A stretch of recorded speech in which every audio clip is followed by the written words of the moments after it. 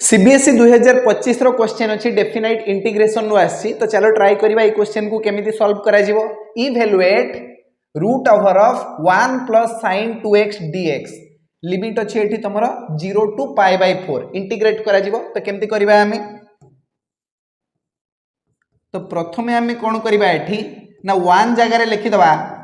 sin square x plus cos square x और sin 2x रो formula पकाओ 2 into sin x into cos x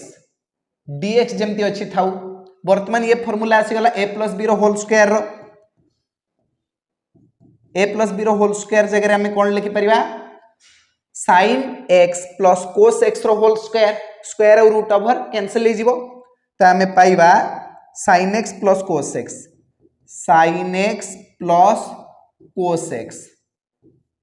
dx एबे sin x को integrate करले हमें पाइबा माइनस cos x और cos x को इंटीग्रेट करले हमें पाइबा sin x तो minus cos x plus sin x बुझियला लिमिट लगेबो एठी 0 टू पाई बाय 4